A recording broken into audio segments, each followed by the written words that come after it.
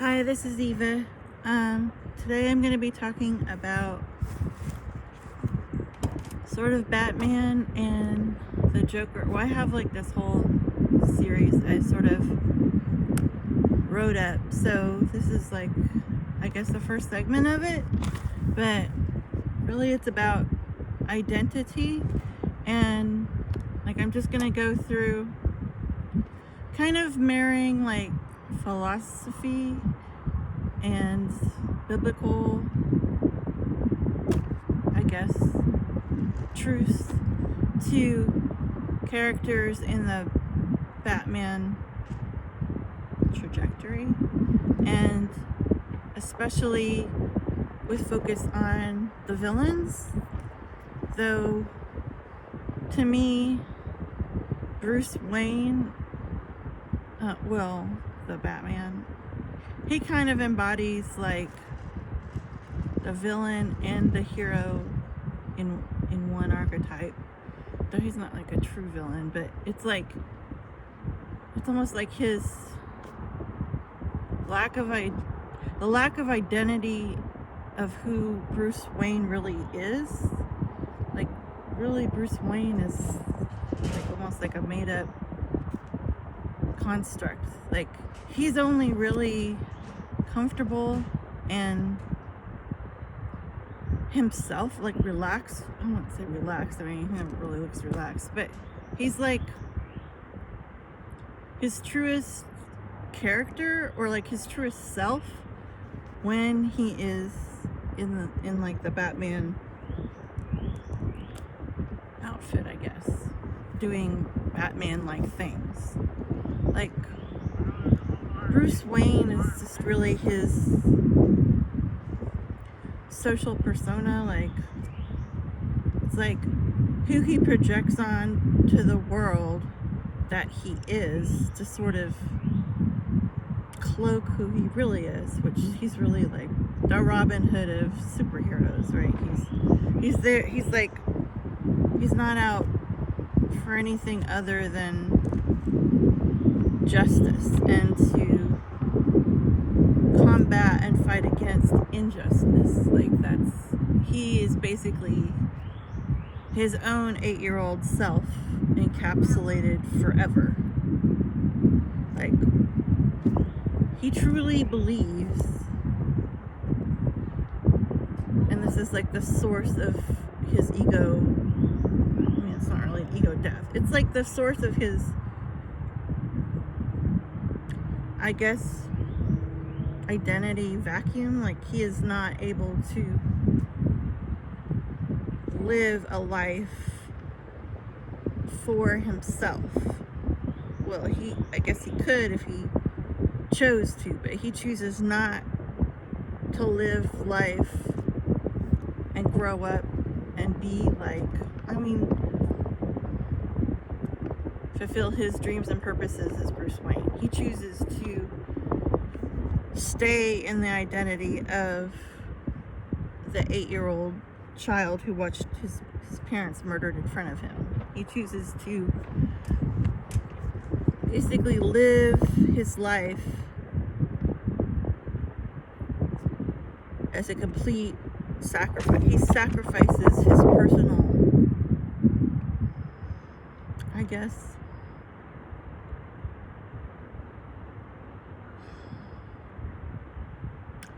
he doesn't want to realize the potential and fulfill the purpose of who he was supposed to be, which is why his butler Alfred, who is also his consciousness, it's like, you know how we all have a conscience, so like if we do something we're not supposed to, like inside our head we'll think, you know,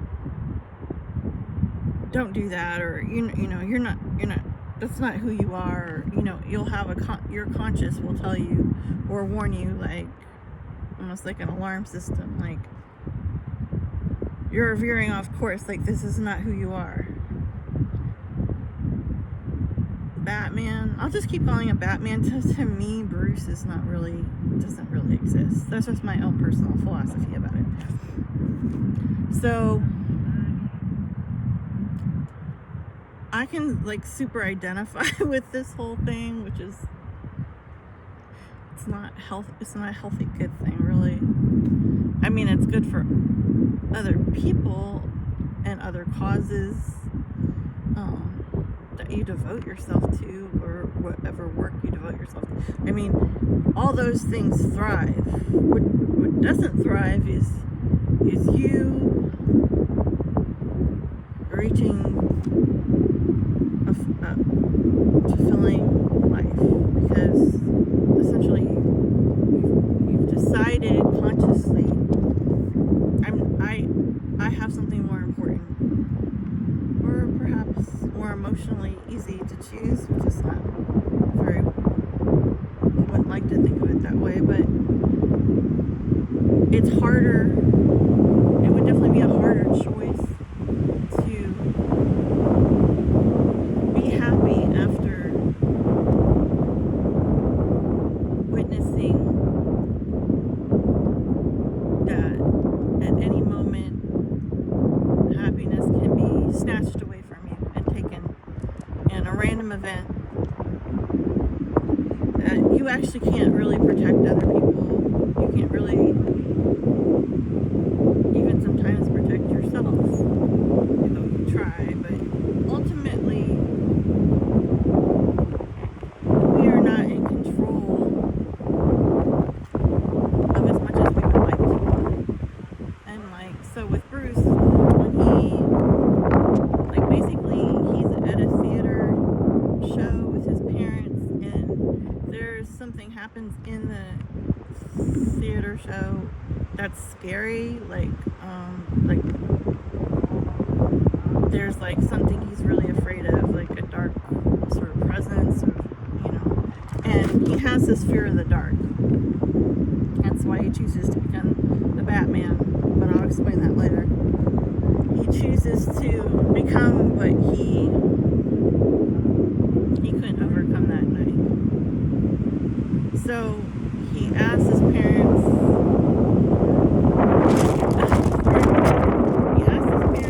if that would be a good idea to film outside, but I'm starting to think that is not the case. If they can leave. And so instead of going out the front way, I guess since they don't want to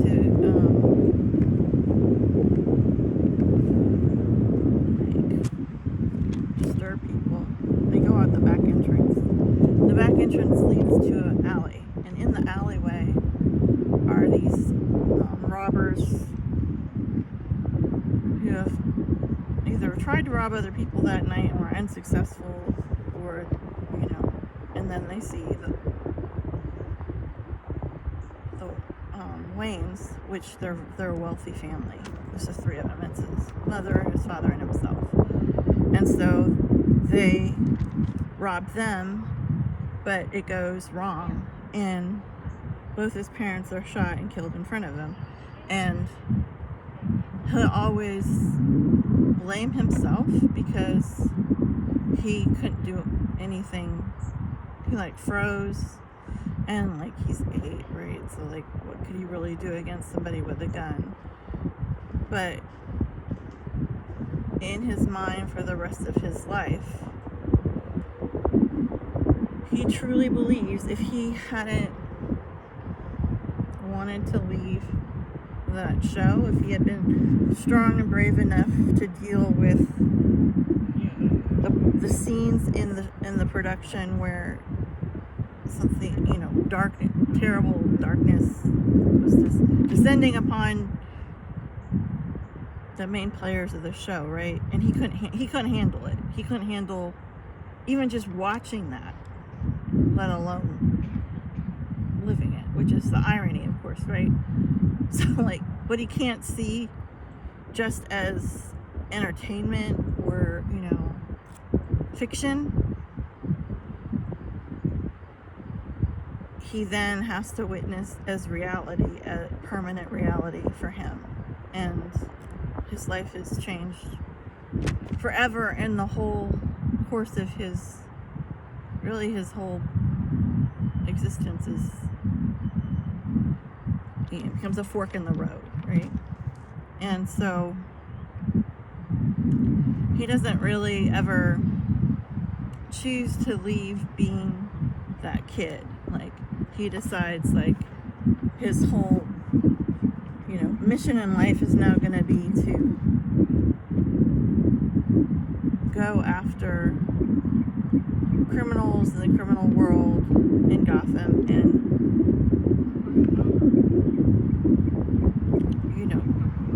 prevent others from experiencing what he had to. His whole thing is he's going to, anybody who could experience what he did, he's going to do everything he can to prevent and get in the way between them and the worst thing that could ever happen to them. He's going to put himself in between those things and basically alter the future for other people. He's going to devote himself mentally, physically, emotionally, psychologically, especially physically, spiritually, whatever, to being the defender that he couldn't be that night. And so that's what he does. So, like, before I go into all this philosophy stuff, psychology. Okay, so how does this relate to me? Like, why do I care about this? Okay, so I've talked in my other videos about, like, child abuse and just some really violent things that happened to me, and also me witnessing it happening to other people in front of me, all because of my biological mom, who was paranoid, schizophrenic, and unmedicated, and uncontrollable, like full force of nature at like 100 miles an hour, pretty much undisciplined, she did not have a relationship really that she cared about with her true, it's not her fault, it's just how mental this is. She did not, there was nothing keeping her from being violence itself. There was nothing keeping her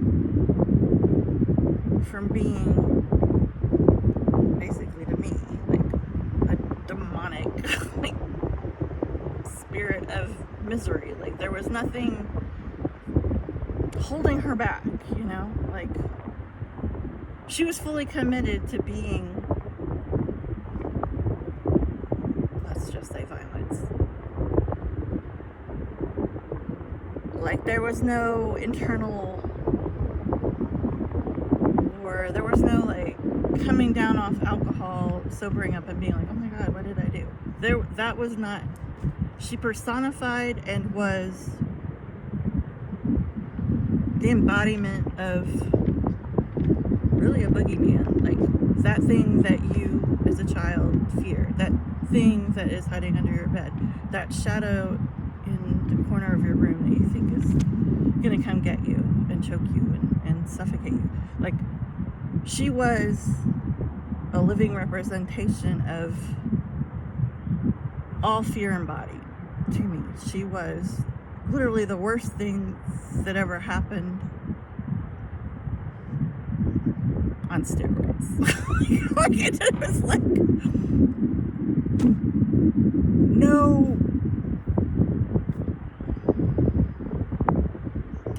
no way out of it. So a lot of bad things happen. I'm not gonna get into this video about them because that would just veer me off point. But there was definitely an incident when I was like 11, where where it's like she started to chase and beat me and kicking, and I thought she was going to kill me, or at least maim me in some way, like severely.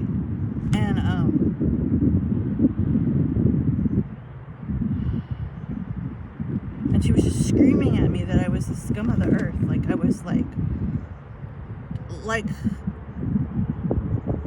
who I was, what I was an abomination to her. Like my existence was what was ruining her life, causing her to not be happy. I was the thorn in her side. I was the threat to her freedom. To look at me was to look at what she hated, what she despised, what she wanted to put back,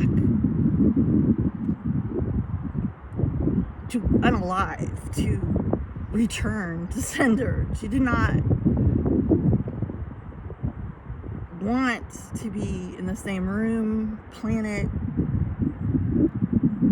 with me, just existing, not even bothering her, not even asking her for anything, because by the time you're 11, you can like go get your own food, you can take care of yourself, you don't need anybody, like you're not like a baby or a toddler. But it was like that wasn't enough for her. Like, just even if I didn't want anything from her, just my being alive, my being in her face, which would just mean being in the room with her or the house with her, was something that needed to be eradicated. Like, it needed to be eviscerated. And like I knew that all the time when I was a child. She had already like given me a head injury that was serious. I already knew all this, like, in my mind. I mean, she set our house on fire when me and my dad were there, present with her. I mean, it was just, she was just interested in destruction. She was interested in burning everything down. She was interested in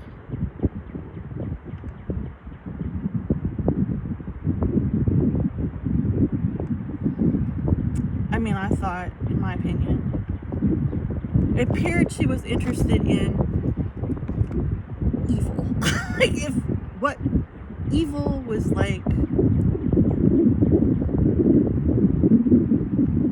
her gig, she just, that's where she thrived. The dark places. And not the like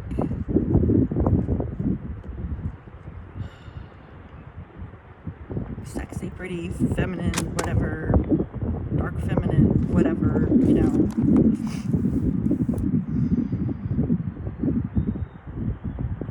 like Elvira type darkness. But I'm talking about like ugliness, filth, depravity,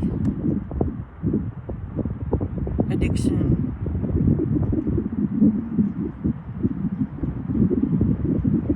sickness, like whatever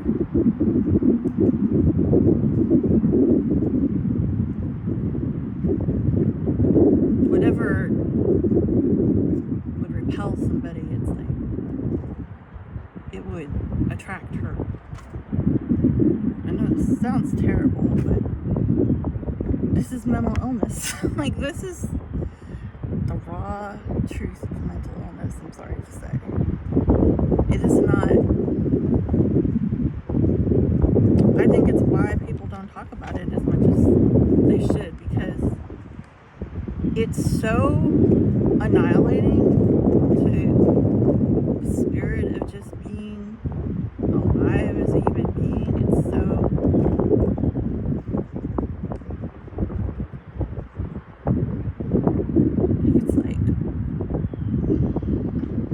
it's hard to just even bring it up. It's like to conjure it up in words is almost to like invite it to your table, for dinner with you.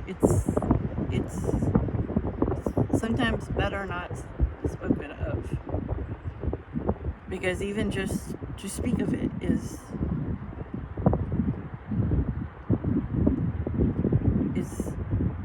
just to open up a Pandora's box of memories and of no way out. There's like, you're in the forest, you can hear like there's animals, there's something coming after you, there's something hungry, there's something, and you are the prey, and you do not have a weapon, you do not have a light, you do not have any way to save yourself, except maybe you find some way, like a path that has never been like predestined, like a path. It's not there. You have to dig it out yourself and either hide yourself in the underbrush, so whatever it is passes you by and you're hidden from it, where you have to run as fast as you can on the path out of there, away from whatever that is. And maybe you get out, or maybe you don't, But, okay, well, so much for not going off tangent. Okay, back to Batman. Okay, pretty much any superhero story it has the elements of a fairy tale, a mythology, a folklore,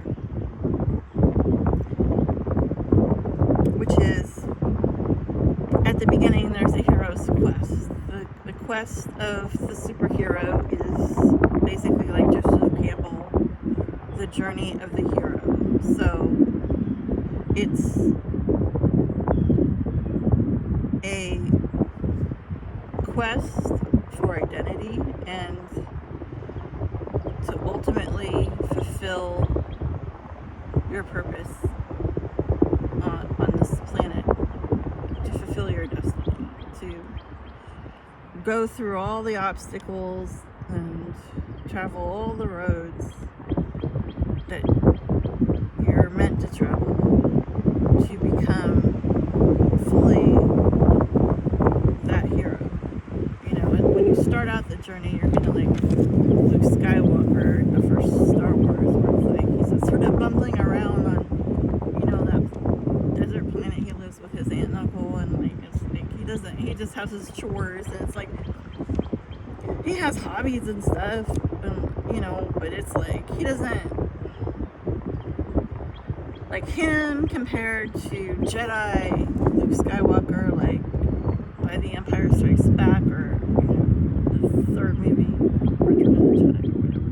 It's like, I think just by The Empire Strikes Back, by the end of that, after all his training and Jedi training, and when he truly becomes who he was meant to become, it's like who he was at the beginning. It's like such a radical difference. I mean, they're almost like two different people.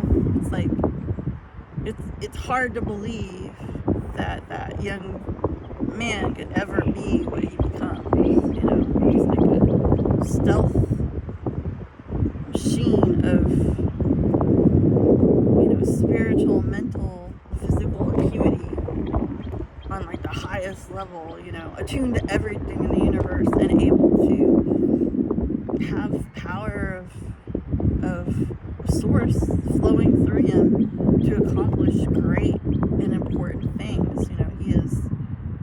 He essentially becomes the vessel through which all these things can be, he's a conduit of strength and purity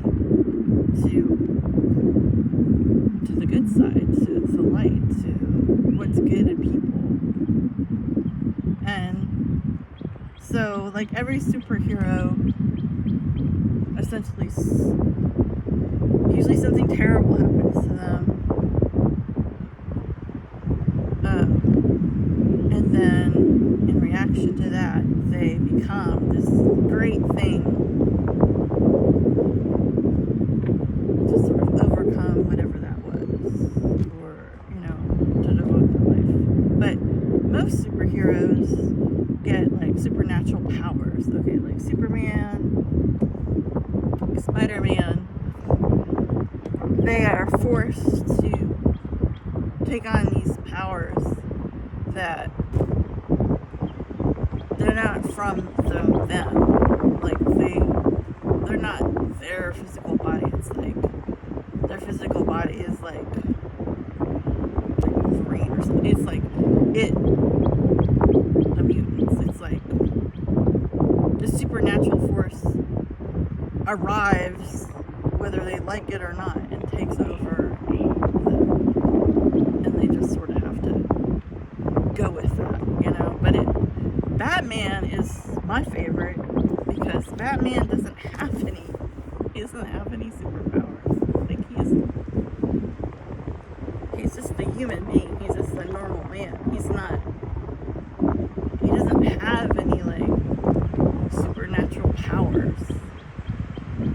His supernatural power is his complete devotion and single-minded focus into becoming. It's almost like he believes if he wills it and does all the work and devotes himself to the ideal of the Batman, that he can basically become supernatural almost by sheer strength of will and all the footwork that goes with it. Like, he does all the, you know what I'm saying? He does all the stuff to become it. He puts in the work, but it's like none of that would be possible if he didn't believe it first. First comes the belief, which is why he's able to climb out of the pit, which that prison he's in the Middle East, which is like a spiral. Nobody has ever climbed out of it except a child. It's like impossible for a grown person to do, but he does when he's in it. Like, Bane puts him down there because that's where Bane, the villain, was born and had to grow up in the pit, this person. But it's like,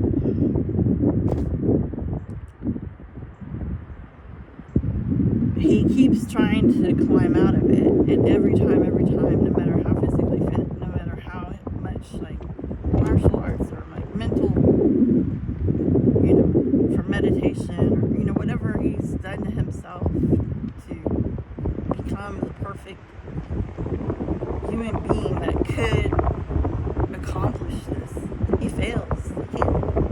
He like literally falls every time, and the problem is the farther up he goes to freedom, which is like a spiral with light, he can see it, the way out.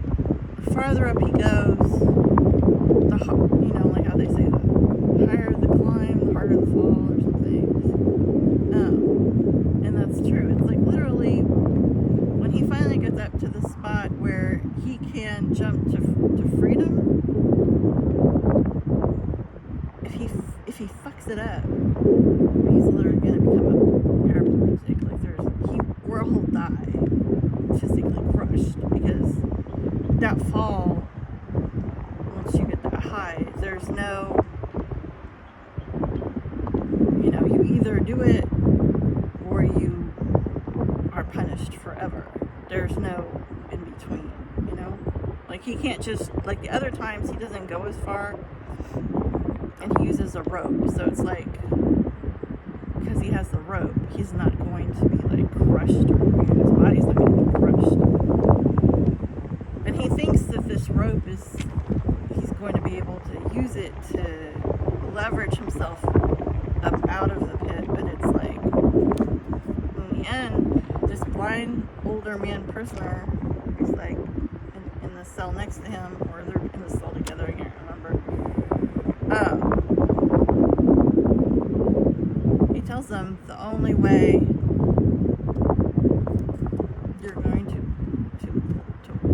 get out is you're going to have to loose the rope. Like the rope, you're clinging to protection, you're clinging to not being annihilated physically, physical annihilation, like you saving yourself from that fate is literally what is keeping you from winning, is keeping you from freedom. You are your own worst enemy. You are the reason you're not getting out, because you want a crutch, you want a safety net, you want a buffer, you want to feel like you don't actually believe you can make it, really is what he's saying. So he's basically saying, like, you don't 100% believe that you can do it, or you wouldn't have the damn rope. Like, that's your backup in case you fail, which you think you will. You don't really think you can make it. So when he finally gets rid of the rope, and it's like, okay, all my ways have failed. All my hard endurance, everything I've put into this, years of training myself, and I literally have gotten nowhere. So he's finally just like, fuck it, I'm gonna do what someone else says, because obviously I am not my own savior. I'm not saving myself. I am incapable of winning my own freedom. I can't do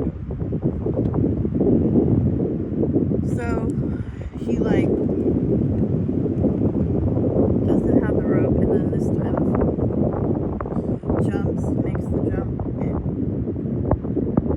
he just puts complete faith in the fact that he is not going to miss the ledge. You know, he's going to live. He's gonna make it. Like he puts all the bet on himself. He puts all the chips on his own life. You know. And I don't know, at that point it's not like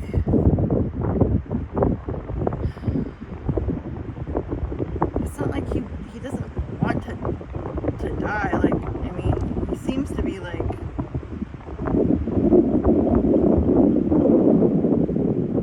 it's not like he's gonna welcome death over living in the pit. It's just, he's fundamentally just come to the point where he's just like,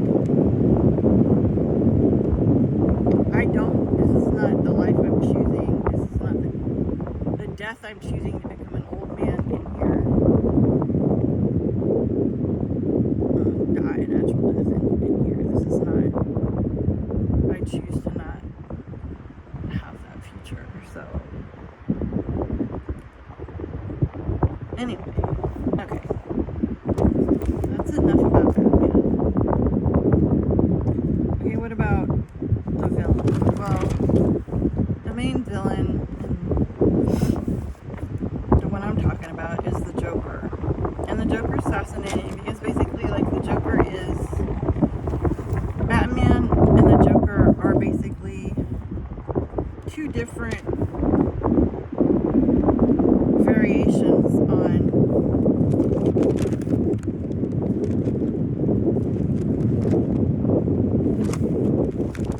how you can see life. How you can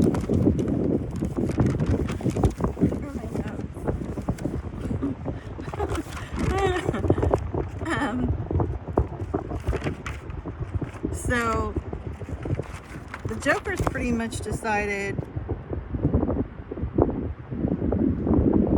you know, he's choosing complete negativity, complete, like, the world to him is something, the world basically is evidence of what he believes of life, which is that his life was contaminated forever from the horrific things that he endured and witnessed. So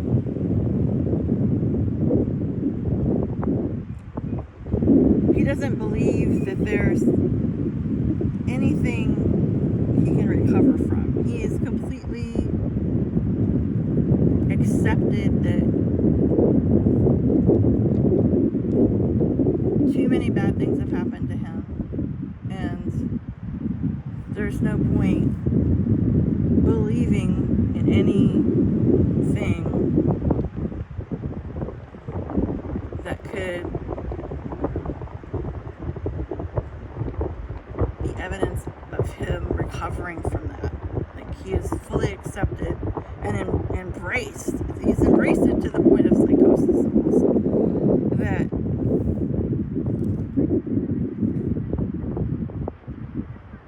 he wants to, he's like the full, I'm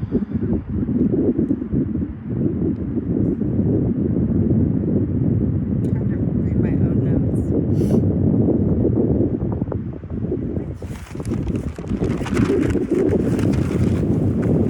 He doesn't believe there's a way to move forward. He doesn't believe that injuries heal. I mean, scars are basically permanent, right? So he basically marries himself to the past. He's basically like a living embodiment of everything terrible that's ever happened to him. It's a pessimistic viewpoint, obviously, and it's a lot like Bane in a way, because the only difference is Bane had positivity. Bane had true love. Bane believed in being selfless to save someone he loved. And then all that was crushed and ruined. Because I don't know if Joker ever even had any kind of happiness in the first place. But that's usually contamination theory in psychology, is basically like, I was happy, I was loved, or I was living in a way of how I thought life was to be, and then something so horrific happened that was taken away from me forever, and it's a permanent tear. There can be no coming back. Then you blame all your poor choices and mean things you do, or ways you treat people, or things you do in the world that are heinous. You blame all that on sort of this victim story. It's like, well, whoever did this to me in the past, or whatever events happened that ruined my life, you know, made me this way. Like, I am now that. I have been turned into this. It's not my fault. I'm not going to take accountability or responsibility for any of it. I mean, when people are victims, obviously they're not responsible. The problem with victims, I know because I've been a victim of a violent crime, the problem with being a victim or survivor is that even though you know that other people did this to you, their choice, not yours, they just had a means they could hold over you that created a situation where you had no choice. There was no choice out for you. You literally had to experience whatever they wanted you to experience because they had the upper hand. They're more powerful than you. They had control over you, and they were going to make you suffer, and there was literally nothing you could do about it. But it's like, choose this mindset, like the Joker did, like, I am what happened to me, the rest of my life is going to be shit. Like, I'm not going to try to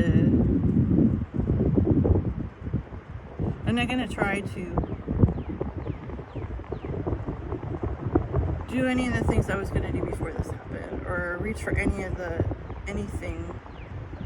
that I used to want, because I don't want to be disappointed, I don't want to be hurt. I also don't want to feel any feelings, because if you can't feel the pain of what happened to you, work through it, and a lot of times you're working through it, let's be honest, you're not getting anywhere. I've spent years not getting anywhere with my disability. I mean, and I've spent years making amazing strides. It's not, but not every time you feel the pain do you get over any of it. There's many times you go in there and feel it and nothing really happens, you're just suffering. But you do it because of the times that you do go through the pain and you get to the other side and you get a breakthrough. That's what you do. But for someone with this mindset, they're basically saying, I don't want to feel that in any capacity. But the problem with that is then you can never feel joy. It's like you're kind of an anhedonia. Like you're stuck in this limbo of choosing to be a non-feeling person. So you can't also feel joy, satisfaction, happiness. You'll lie to yourself and you'll tell yourself, oh yes, I do. I am. A lot of times this is doing things like easy, short-term things to get pleasure. Drug addiction, sex, food, whatever. Money, status, whatever. Material goods.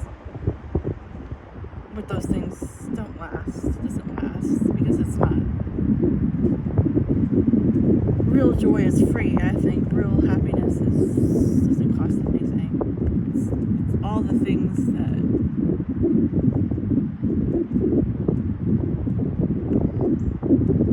are like inner, but it's like you forfeit that real joy, and you just have sort of this fake joy, these fake pleasures that you think are like satisfying you, but you find the minute you attain them, you need to go get them again. Like you constantly, it's almost like a hamster in a wheel. You constantly are going after the same thing to recreate the same feeling. Like it's because it's not real. It's not really real. But you've decided that you are not worthy of real, so that's all you get, right? So anyway, that becomes your life story. And I think sometimes of Joker like the fall in Eden with like Adam and Eve, Cain and Abel, Esau and Jacob stories also, where it's like you disobey the Creator,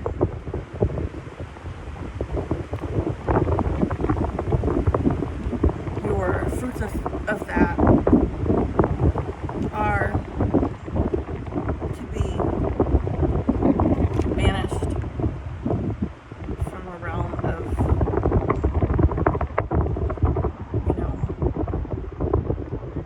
real and lasting peace or joy. Like, you are not, it's not an option for you anymore. You have now been cast out forever from. So, the Joker would say, and he does say many times in the movie, he's an agent of chaos. What the fuck does that mean? It just means that he's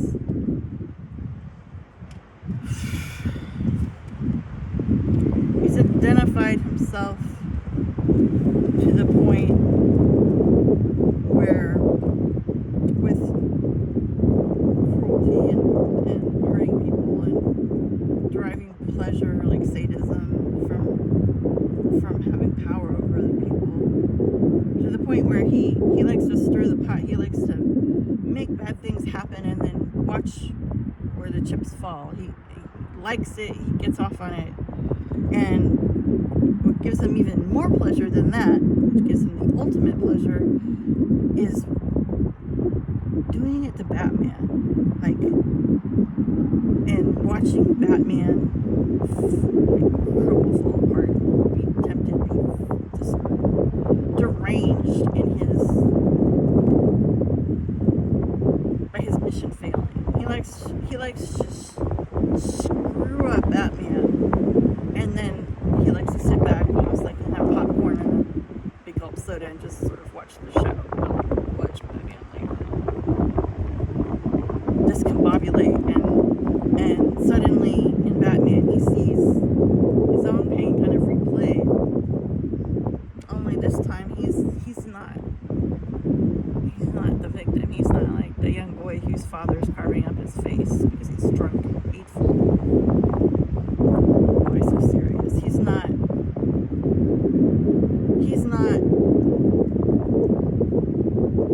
the powerless one. He is now the one in power. Batman now is who he was. And he kind of just wants to see other people fail like he failed. I mean, it's not failure if you're a victim, but what I'm trying to say is he wants everyone to be as miserable and fatalistic and like crushed in spirit as he is.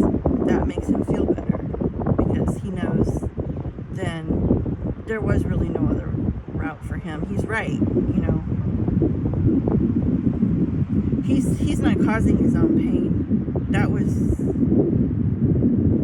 always going to happen. And so he likes to put Batman in a situation where he can watch him and he can watch other people, like when he takes over the bank or like he sets the hospital on fire. He likes to create havoc and he likes to cause people suffering,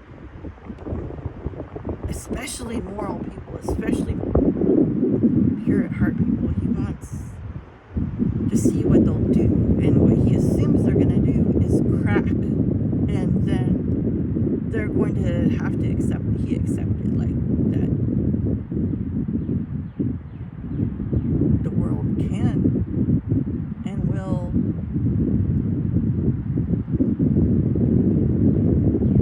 take everything away for no even reason. It's random.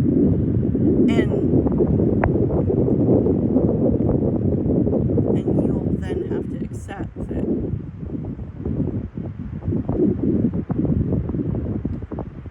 you're powerless. Like there's nothing you can do. Like that is just the state of it. And why he likes it, torturing moral people, is because he likes to watch in their faces play out, like their facial expressions and like their tone of voice and the way they talk and the things they say and do, the actions they take. He likes to watch them scramble and try to avoid this fate. He likes to watch them try to get out of it, try to save other people from doom, you know. And he likes to watch it. He likes to watch them, well, I wouldn't say make mistakes, because ultimately most of these choices, most of the scenarios he makes, like a bomb, I mean, there's nothing really, you know, there's nothing you can really do as a human being to like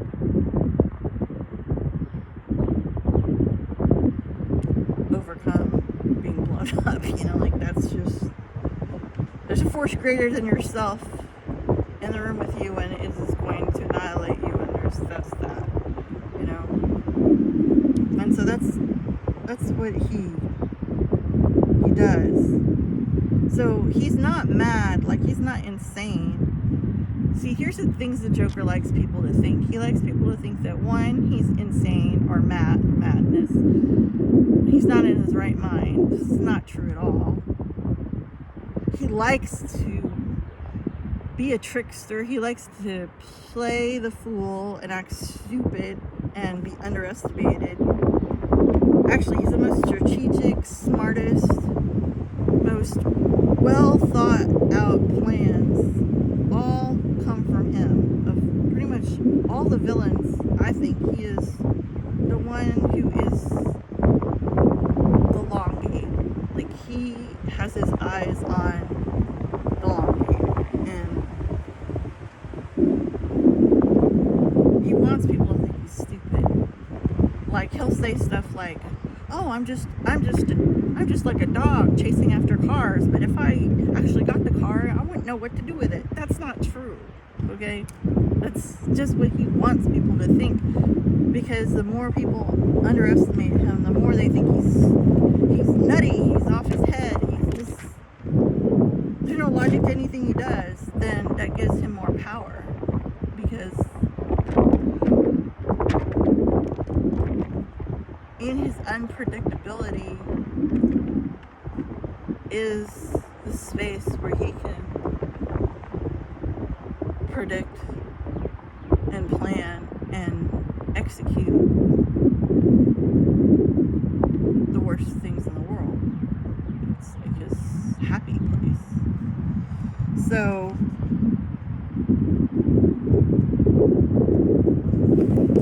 Freud said a lot of stuff like this. He thought our unconscious basically rules our lives. Freud would always say madness, like the madness in your unconscious is really your real self. You know how like people say like, oh, when you're drunk, that's when you really tell the truth, you know? It's when the truth comes out. It's kind of like that. It's kind of like, he thinks, Freud thought, like, in your deepest regions of your brain, your most, the things you don't want anyone to know about, the thoughts you have, you wouldn't be comfortable with anybody knowing about, fantasies you have that you don't want anyone to ever be aware of. That's the real you. That's what Freud thinks. And it's so annihilating to your psyche that's why you can only face it when you're unconscious. And Joker's kind of like that. He says something like, madness is like gravity, all it needs is a little push. And like basically he's the one who's gonna push you. And some of the other villains are very sadistic also, obviously Bane. And I think the worst one to me is Scarecrow. I can't stand Scarecrow. Riddler's interesting because even though he is sadistic, the thing about Riddler is he's so insecure and he's so dependent on what Batman thinks about him. Like Joker and Batman have this weird codependent relationship where at one point Batman's like, you know, you want to kill me, and Joker's like, no, I would never want you to die. Like, you're my other half, you know, like, what would life be like without you, you know? And that's that sadism, and that's that, like, yin and yang, light and dark, malevolence and justice, I guess, squared off. Like, Riddler feels the same way about Batman, and Batman in his sick way has a strange friendship with Riddler. I mean, not friendship, but it's a strange mirror thing with Riddler. Maybe because Batman and all his, like, bravo, he's rich, he's handsome, he's brilliant, he's physically the peak. I mean, about him is like perfection, right? And Riddler thinks of himself as the opposite. Riddler thinks he's none of those things. Riddler's greatest attribute is he's got a quick mind. He's quick-witted. He has a natural, uncanny ability with metaphors, riddles, happenstance. Like he's almost, like he's a true trickster. But that's not enough to be a solid fan of yourself. Like Riddler is crippled by insecurities, and even though they're both orphans, they both have similarities with their past traumas. Like Batman is basically the symbol of success, like overcoming, like turning pain into purpose. Like Batman is the ultimate example of, even though he doesn't really have a personal life, like he's the ultimate example of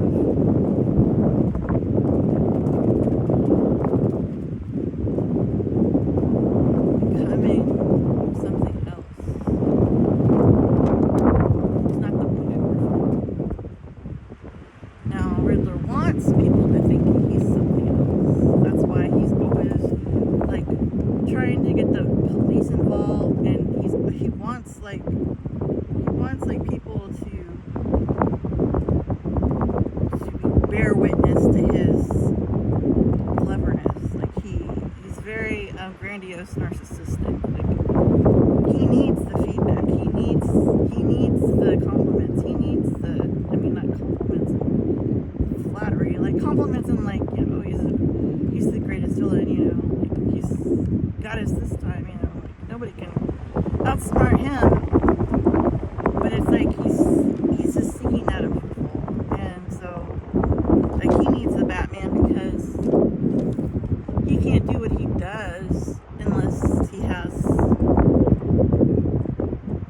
somebody going against him. Like that's what creates the energy momentum for him to be truly, on fire as a villain, is all that energy that Batman puts into him, generates the heat between them, creates something. The Scarecrow doesn't need that at all. Like Mr. Freeze, like a lot of them, they don't need this sort of bounce back effect from Batman for their own identities. They're completely, even though they're not completely themselves, because they're the worst part of themselves, but it's like they don't need a counterpart. Yeah, I'm getting this thing, and I may have to stop this.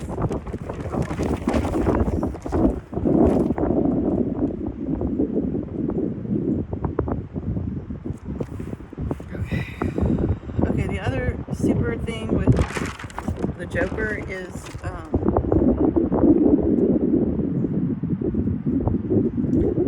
he's really into,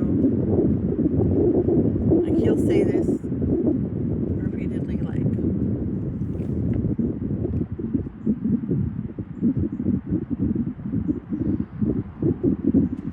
the only thing keeping civilization in order, or moral people who are, citizens of Gotham, or, do-gooders, or, just people in general,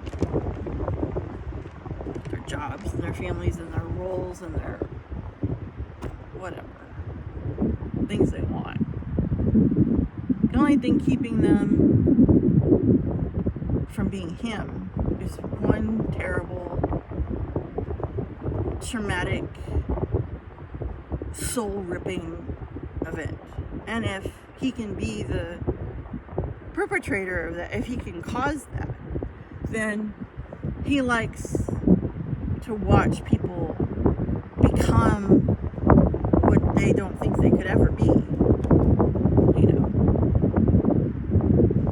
he wants to watch people fail at being good. He wants to watch people give up their moral code to save themselves, essentially. He wants them to realize that all their beliefs were foolish, that they aren't what they thought they were. They never were. It was just an illusion. It's just what they told themselves they were. And you can't really, like, there's all these times where, like, Joker is talking with other people. He's very intelligent and he's very charismatic, and he really is a big picture guy. Like, he can really, like, be objective about stuff. This is weird. It's like he's a very odd, he is the perfect trickster / fool character that's like in folklore and like court jesters, like in Shakespeare and stuff. Like, he embodies that, because it's like,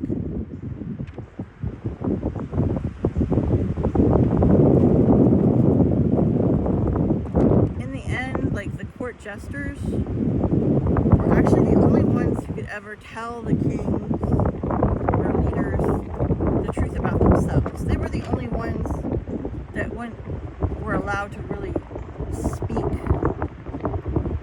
the whole story, because they would do it in jest. It was just sort of roasting something. They were just picking at things, but they are never, because it's not taken seriously, they're like seers in a way. Like, they see everything, but nobody takes them seriously because they think they're fools. They think they're not as good as them. But they do that on purpose. Like, they play themselves as fools.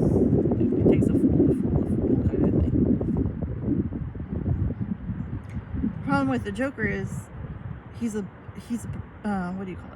Perpetual liar? There's another word for it. So, like, even when Batman does have conversations with him where it's like they can talk about what's happening, you never know how is anyone ever going to get the truth out of him? Like, this is like a liar who has devoted himself to always lying. Like, he's an actor. He changes his script as he goes. Even if he has, like, a perfect plan in place, you know, if something goes off differently than he thinks it's going to, he'll run with that and he'll create a new scenario based on, like, he is like, nobody is better at taking circumstances and reconfiguring them to their own advantage than Joker. Joker is, like, brilliant at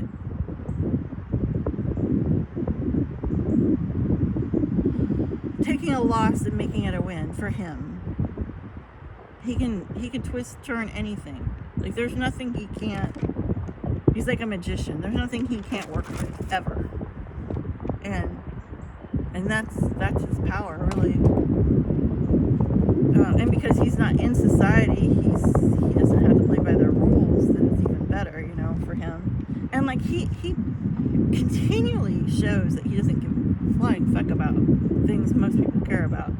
Like, when he gets all the money in front of the mobsters, you know, millions of dollars, he starts burning it, piles of money. He just starts lighting it on fire. Like, he wants them to know, like, he's not bound by money. That means nothing to him. He's not. And then he gets particular pleasure out of, like, what he does with Batman, because Batman's number one rule in everything he does, and I think he only breaks this in some cartoon version where he gets really, really, really negative, and, like, I think he almost snaps Joker's neck or something at one point, where he almost becomes evil himself.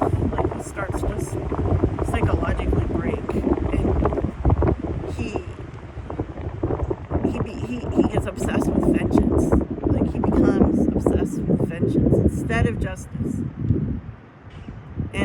sounds like he's about to break his rule, which his rule is never kill anybody, regardless of circumstances, because he has a chance to like kill whoever set his parents up or killed his parents, and then he chooses against it. Because to him, once you lower yourself to that level, well, you're just going to kill everyone. You know, like, I mean, there's so many people doing so much horrendous stuff, especially to children, like taking justice in his own hands. Like, he would just be killing everybody. Like, he would become a villain. He would become what he's against. So he has that rule, like, never kill anybody. Well, Joker, ultimate mindfuck, sets it up so there's bombs going off in 2 different locations, and Harvey Dent, which is like who's supposed to, Batman wants to take his place, is like the justice seeker for Gotham.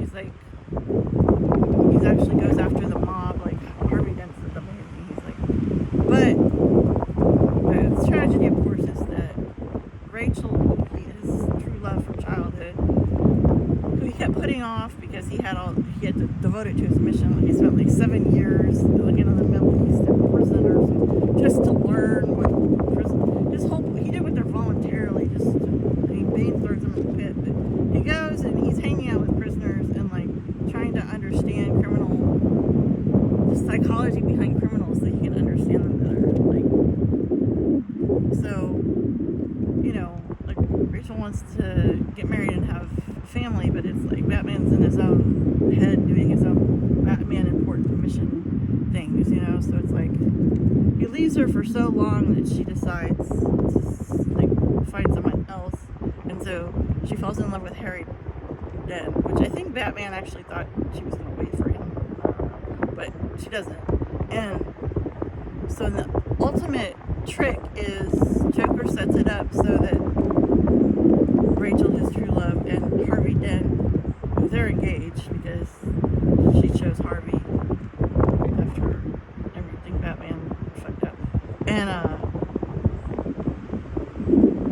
Joker makes him choose. There's bombs in both locations. Who's he going to save? Well, of course, we all know he's going to save Rachel, right?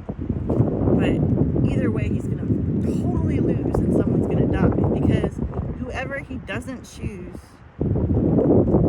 he's always going to feel like he killed them, like, because he had the choice to save their life and he chose not to, you know. And just is perfect for Joker because he knows that Harvey and Rachel are a couple, so it's like, I mean, if he saves Rachel, she's never going to forgive him because he killed Harvey, you know what I mean? Like, he's a no-win. He's going to lose. But what ends up happening is he goes to save Rachel and Harvey's there. Joker gave him the wrong address for the wrong person. Or for the right person. So then, that's when the bomb goes off and half his face is burned off. And that's when he becomes Two-Face, but that's a whole other story. Okay, so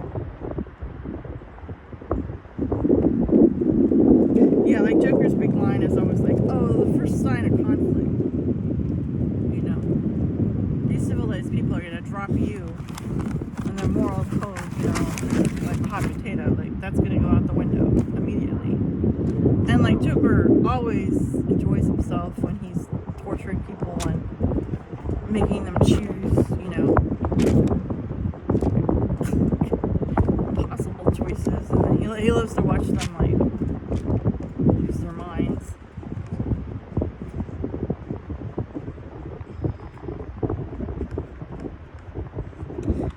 But ultimately, the Greek concept of a hero's journey is, well, I mean, Greek tragedy is the thing. Basically, character's destiny. In all Greek mythology, the belief is that you were chosen for such a time as this. Like, your name, like who you were born to be, is your destiny. It's very much like Dune, Frank Herbert's Dune. So the thing with Joker is he filters everything he sees, like everybody he sees, through his own perception. Well, that's what everybody does, really, but his own filter of how he views the world. So to him, everybody ultimately, at their core, is as hateful and self-destructive as he is. And everybody would choose what he chose, given the right circumstances. He believes everybody is fallible. Everybody is, like, basically there's no Jesus Christ in the Joker, you know. Why save these people? You know, Joker would be like, bring on the flood, you know, somebody kill Noah, like, everybody's irredeemable, you know, Sodom and Gomorrah, let it burn, like, don't build another civilization, like, nobody's worth it, you know, that's how he sees things, and that's kind of why he has the most sort of ultimate control over the premise of the movie in a way, because it's like, I don't care, you know, true freedom is not playing the game. True freedom is not being bound by the same rules as other people, is being, you know, like, the thing I find crazy about Greek mythology, though, is like, the gods are like, they're literally always unhappy. They're always fighting with each other. It's always jealousies. They're always in a bad mood. They're always like, these people are gods. They're literally never happy about anything. Like, they're just like junior high or something. It's always just like, not want to live in a world where those were my like mentors. Okay, they're real petty too.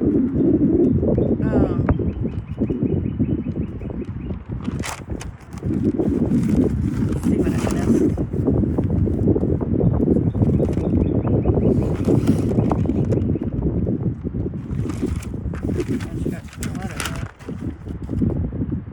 Okay, now every story is better with a villain, because like, a hero doesn't become a hero unless he has obstacles to overcome. That's the whole point of what makes him a hero. So the absence of a villain in a story makes for a dull and lifeless story. There's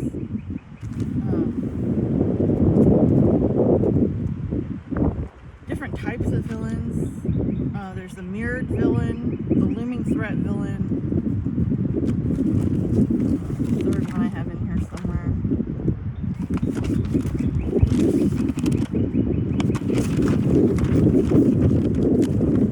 You know what, I'm gonna, it's getting so windy. I'm gonna stop this video. It's already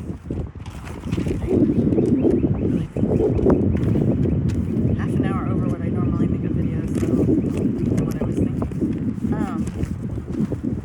I'm gonna go home and continue this where it's not windy.